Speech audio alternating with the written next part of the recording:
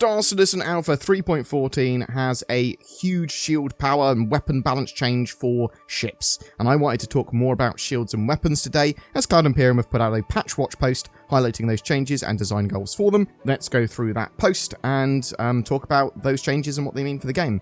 So with the introduction of capacity gameplay, energy management version 2, and missile operator mode, the team took the opportunity to review and rebalance almost all combat stats for Star Citizen's ship, weapons, and shields. Some changes are significant and affect the default loadouts of many fighters to better suit their intended role in the verse. Of course, you can still customize your ship's loadouts to suit your individual playstyle, and we're eager to take a closer look at your loadouts, so please check out the changes in-game, put them through their paces, and share your feedback. We'll review your comments, and along with the data we collect from the game servers, incorporate them into our next iteration of the balancing process. The current stats may be subject to change, as our goal is to achieve a fun combat experience where your decisions as a pilot have a meaningful impact in battle. So basically, this is super important stuff. Your feedback as players playing 3.14 in the PTU and in the live build will drastically affect the short-term balance of the game, but also some design decisions for the future, or at least you can challenge some of those design decisions after you test out the sort of current model and what they're going for with it. So if you don't like some of the stuff that's talked about here, try it out and then talk about it. Give your feedback, because it's worth doing, because you can genuinely impact the game's development. And as backers, as players, with Star Citizen in alpha and the project as it is, that's what we should be doing. At least in my opinion, doing bug reports, yeah, cool, but influencing the game, talking about what we like, what we don't like, and playing it and saying, actually, this is good, this is bad, bam, I liked this element more than this one. So let's check out shields and their design goals. The goal is to make players feel more in control of their shields via the power triangle. It also includes balancing shields by giving fighters faster regeneration and allowing smaller ships to grind through larger ships' shields rather than battling against instant regeneration. The outcome, the changes to the shields are not extensive for the initial release. However, we have removed a couple of non-player facing delays and tried to split the generator sizes for certain classes of ship. Let's take a look at the specifics of the different shield sizes and how they've changed. So, size 1 shields. They're typically going to be used on small fighters and transporters such as the Gladius. They are planned to have high regen and low health points overall. These will be bubble shields as well. So bubble is a term they used for a single face, basically. So the whole shield is a single face. And in the future, this will be also represented the fact that they only have a single shield emitter, I believe. Size 2 shields. So these are typically going to be used on heavy fighters and larger ships, such as the Vanguard and Freelancer. So cutlasses and things like that as well. So more of the medium-sized ships, heavy fighters, that sort of stuff. They've got normal regen to HP ratio, but around 4 times more health points than a size 1 shield. Again, these are bubble shields only.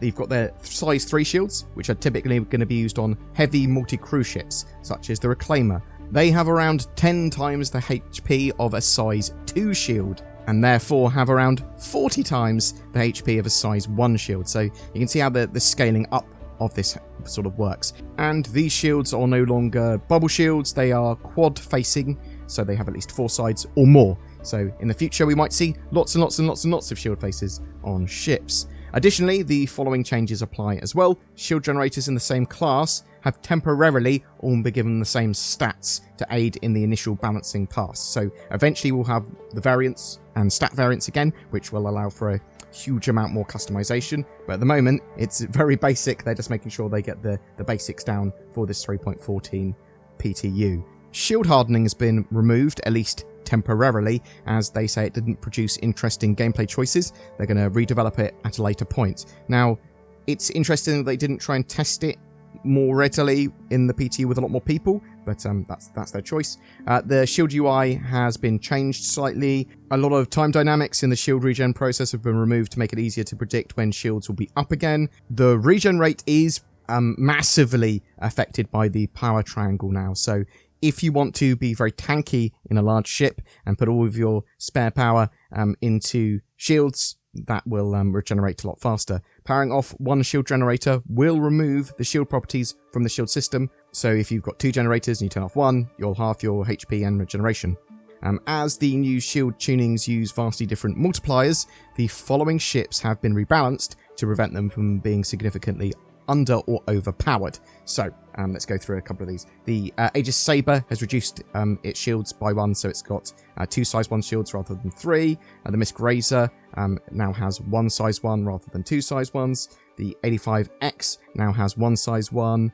The 600i has 2 size 3 shields rather than 1 size 3 shields, so it's increased in its shielding, and I do think it's incredibly powerful because of that. The Vandal Blade has got an extra size 1 shield, so it's got 2 size 1s now. The Hurricane has changed from having 2 size 1s to a single size 2 shield. The Terrapin has got 2 size 2 shields now from just having a single one previously. So this actually caused me a little bit of issue here. The Starfighter Ion, so the Ares Ion, that's had its 3 size 2 shields reduced to 2 size 2. Now, unless its power plant gives it a huge amount more power, allowing it to, give significantly better shield regen or something, then I'll be a bit annoyed, because the sort of Inferno is supposed to have heavier armor, but the Ion is supposed to have more power and better shields. So let's see what happens with that. Obviously, they're still going to be balanced, and we need to sort of like have real tests of it, and we can't have real tests of it in 3.14 for the Ares, but we'll see what happens. The Drake Caterpillar has increased from having 1 size 3 to now having 2 size 3s, so it's going to be relatively tanky. And the Constellation has got 1 size 3 shield now, rather than having 2 size 2. So where does that really leave us with shields? Well, larger ships should have higher times to kill, though that will be based a bit on your shield choice once they actually put the stats back in for different shields, and power management as well now. I would, however, like to see higher regen on those larger shields at the moment, but again, it is going to be dependent where you put up sort of your power on the power triangle, and I think that as long as you're sensible, you can probably not get rinsed by a single fighter or a couple of fighters. Smaller ships have bubble shields, and larger ships have at least 4 faces for their shields, but smaller ships, and especially size 1 sort of shielded ships, will have fast regen on their shields, so light fighters, they can disengage, regen, and then re-engage. That's the sort of like how they want to be used, but if they're getting chased down and take a lot of damage quickly, they're not going to like that. The 600i looks like it might be in a pretty sturdy place at the moment on paper, might be the meta. I also think there's probably some discussion to be had for, like, if medium ships like the Cutlass and Freelancer, maybe they shouldn't have bubble shields, maybe they should have 4 faces, maybe they should have more powerful shields if they are going for a bubble shield. I don't want them to be too weak. But it's all going to be worked out with testing and feedback. But it is also part of a wider update, so let's actually look at some weapon stuff here. So, weapon design goals. The goal was to ensure that different weapon types have advantages and disadvantages, and that there are no overpowered meta weapons. Weapon loadout should also be an important decision and have a meaningful impact on playstyle. We also wanted to replace mindless shooting with a carefully considered decision when weapons are used. Player-controlled turrets should be more powerful, and as with shields, the regeneration rate of energy weapons should be adjustable via the power triangle. The outcomes of this, there are a lot of updates concerning weapons and their new associated capacitors, and with how ammunition and regen distribution works for energy weapons. In Alpha 3.14, every ship has a capacitor that produces ammo for energy guns. This item is not visible, though we want to make a proper swappable item out of it in the future. 2 variables come into play here. Regen. How fast can the ship replenish energy ammo? Ammo load. How much energy ammo can a ship hold? Think of it as a energy magazine. Both regen and ammo load are distributed across all powered energy weapons on a ship. So if you have 1 energy cannon and 2 energy repeaters, you can disable the energy repeaters and send all the ammo and regen to the energy cannon. So it's not individual weapons that are going to have the ammo, but more of the ship itself, if you see what I mean. The capacitor sort of holding all of that energy. In this example, this means that that energy cannon would hold all of the ammo or more ammo and regenerate a lot faster. In addition, they gave each weapon category an intended purpose. So, size 1 to 4 energy repeaters. They should be dedicated anti-fighter weapons. They should be the most dangerous energy weapons against fighters. They have normal ammo load and sort of regen as well. Energy repeaters size 5 or higher. They are dedicated anti-large ship weapons. Relatively high fire rates to keep larger multi-crew ships' shields under strain, and they sort of like have a normal regen and ammo load. So energy cannons though. So energy cannons size 1 to 4. Fighter carried anti-large ship weapons. That's what they want from energy cannons. So they want them to be high damage, basically, but for attacking larger ships. They should not be very effective in dogfighting against other fighters, and the regen and ammo load cost is reduced to make them more efficient than repeaters. Energy cannons of size 5 and higher, they are dedicated anti-large ship weapons, very low fire rates, very high damage. Regen and ammo load cost is reduced to make them more efficient than repeaters again. Ballistic weapons, specialized alpha strike weapons, so they have shield penetration, so some of the damage or the projectile will be able to pass through shields in some situations. They're not supposed to be a good choice for long duration engagements. They should feel limited in terms of ammo, but very powerful when used. So I very much expect ballistic weapons to be used in things like 1v1s, especially like in places like Arena Commander, but also if you're a PvP player or you've got a very specific purpose, you want to win a battle and then get it and sort of like back to a area to restock, reload and rearm. Ballistic weapons may be for you, but there's going to be a cost associated with that in the fact that you may run out of ammo and it's probably going to be relatively costly.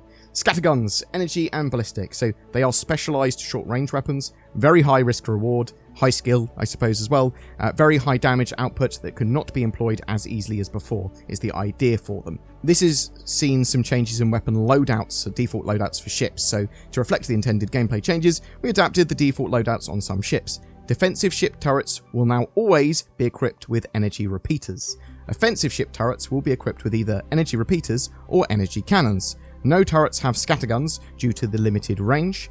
No turrets have ballistic equipped unless for a specific role, such as a dropship. Scatterguns will not be equipped by default as they are specialized weapons. On all loadouts, energy weapons should make up at least 50% of the equipped weapons. By default, Fire Group 1 should be assigned to energy weapons and Fire Group 2 to ballistics. Finally, as a reminder, the team is iterating based on data collected from your feedback, so current stats are subject to change. So I thought that was quite a nice on-paper update. Obviously, there's all of that goodness or changes in 3.14, which I want people to get involved with. So this, along with the shield changes, looks to be steps towards diversifying the meta and having larger ships make more sense with their survival time and multi-crew, sort of like being much more powerful and useful, but also having ballistics, energy cannons, and energy repeaters all have very different purposes. We should be moving away from pure DPS type meta and into something that has the right weapon for the right job, and hopefully won't have a fighter or heavy fighter just being able to rinse a much larger target very easily. Something also of note that there was an update to the PTU with a 3.14.0 G patch. So this is part of ongoing ship capacitor balance and polish that they're doing for the patch based on your feedback for the combat and stuff in game. So we have done further core tuning for ships, added secondary effects besides regen to capacitor assignments to each system above the default 33% will now give you more energy, weapon ammo, more shield damage resistance, or reduced thruster boost costs scaling upwards with increasing assignments of power. They've updated weapon regen pools for smaller fighters, reduced damage on ballistic gatlings and repeaters, tweaked heat per shot on ballistic gatlings, added a heat bar to the HUD for displaying weapons temperature ratio. They've replaced turret cannons with repeaters on the Caterpillar. They've increased base health of the Terrapin and Constellation series as well.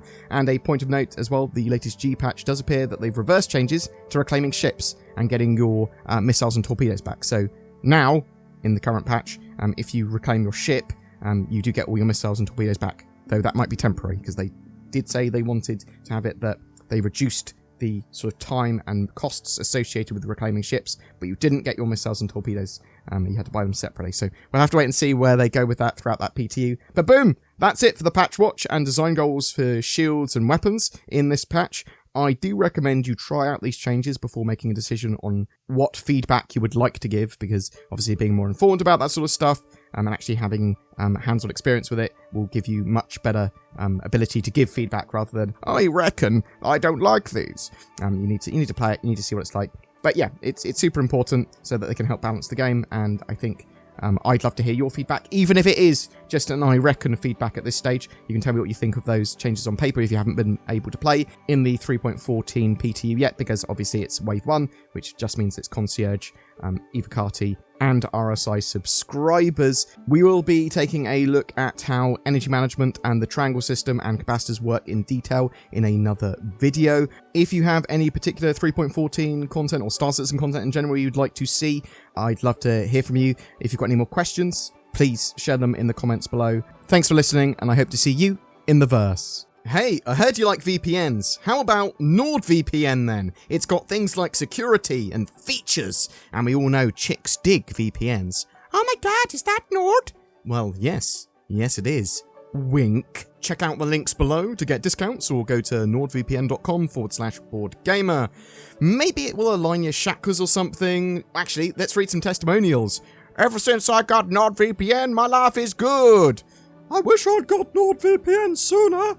I didn't get NordVPN and now I've got no hands. I'm sorry that I recorded this as an ad-sin. I apologise to my editor.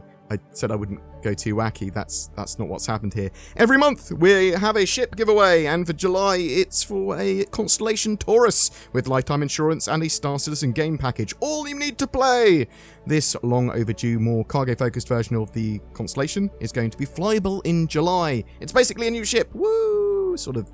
To be in for a chance of winning that, comment on any of my videos made during July, and each video gives you another chance to win, but only one comment is counted per video. More details down below. Please also consider supporting the channel further via the YouTube join button, or via Patreon or donation or whatever. It all helps us make Star Citizen content. Great Star Citizen content, hopefully, or at least some Star Citizen content. Also, you should bother the bell and like and subscribe and all that sort of jazz as well. Thanks for watching.